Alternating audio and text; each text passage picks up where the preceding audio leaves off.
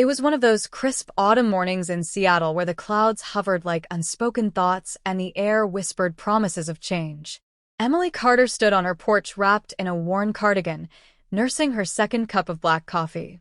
The silence was comforting, but also a little deafening.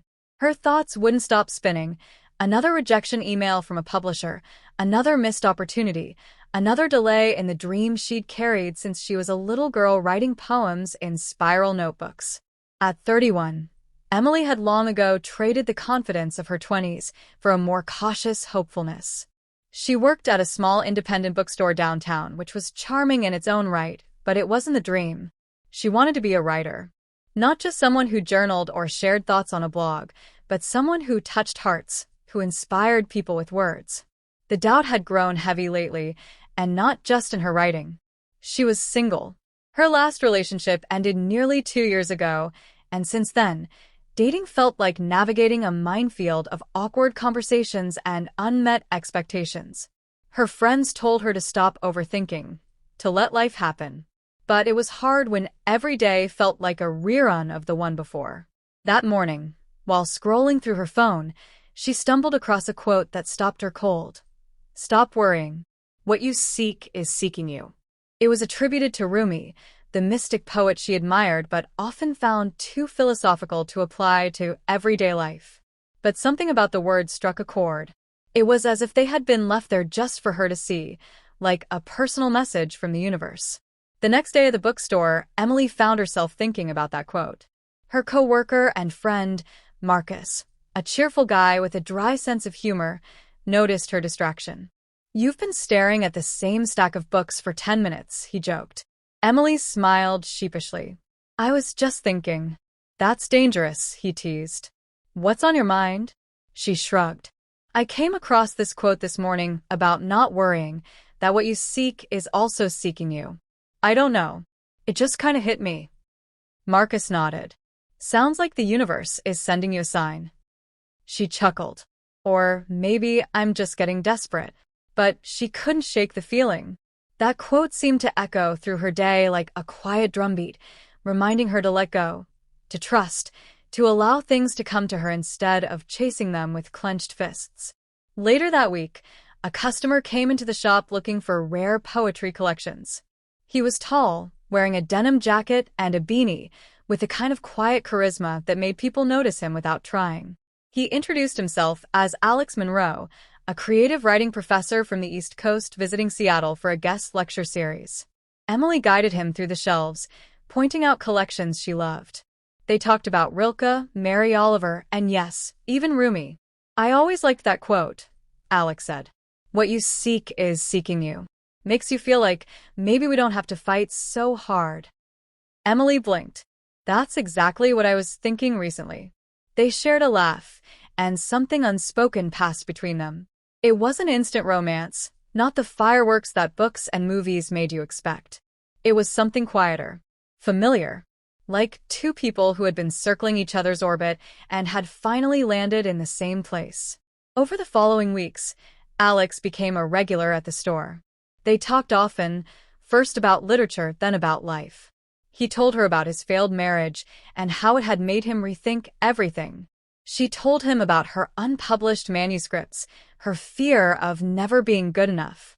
One afternoon, as they sat at the little cafe next to the bookstore, he asked, "Do you ever wonder what would happen if you stopped trying so hard and just let it come to you?" Emily stirred her coffee. "That's scary. What if nothing comes?" "But what if it does?" he asked. "What if everything you've been chasing is already on its way?" That night, Emily went home and pulled out the novel she'd abandoned months ago.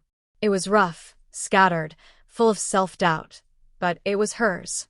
And for the first time in a long while, she didn't write to be perfect. She wrote because it brought her peace. Because maybe the act of creating was its own reward. She kept writing every evening. Not obsessively. Not with the weight of success pressing down on her. But like someone opening a window and letting the breeze in.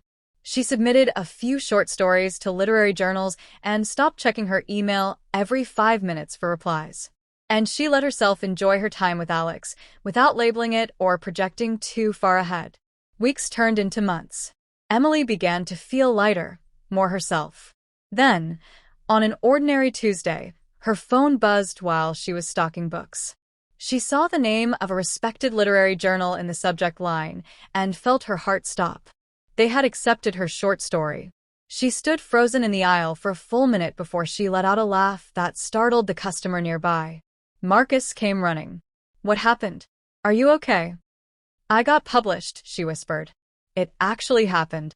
That night, she and Alex celebrated over wine and homemade pasta. As they sat on the floor of his small apartment, he looked at her with soft eyes. "I told you.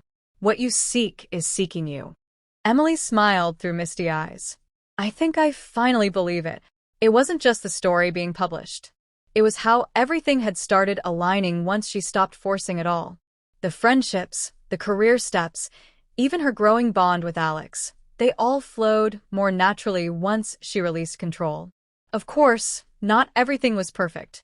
There were still rejections. There were still days when the words wouldn't come, when her confidence dipped. But now, there was something stronger beneath it all: trust. Not just in the process, but in herself. One evening, while walking through the city hand in hand with Alex, Emily paused as they passed a street performer playing violin. The sound was haunting and beautiful. She closed her eyes for a moment, letting it wash over her. "This," she said softly, "feels like one of those moments." Alex looked at her.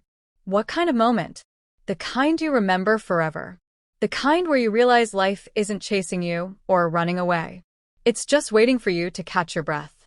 He squeezed her hand. "And now?" She looked at him, then up at the sky. "Now I'm ready."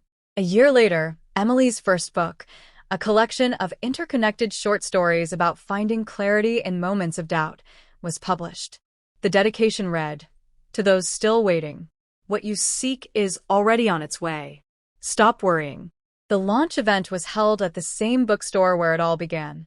As she read an excerpt aloud to a full room, she spotted Alex standing in the back, smiling like he always did when he was proud. After the event, someone asked her, "What advice would you give to people who feel stuck, like nothing is happening?" Emily thought for a moment. "Trust the pause," she said. "Because sometimes the stillness is where everything starts to align. Don't chase so hard that you miss what's already walking toward you." And with that, she stepped outside into the cool night air, the words of that old quote still echoing in her heart. She had stopped worrying, and everything she'd sought had found its way to her, just like it always meant to.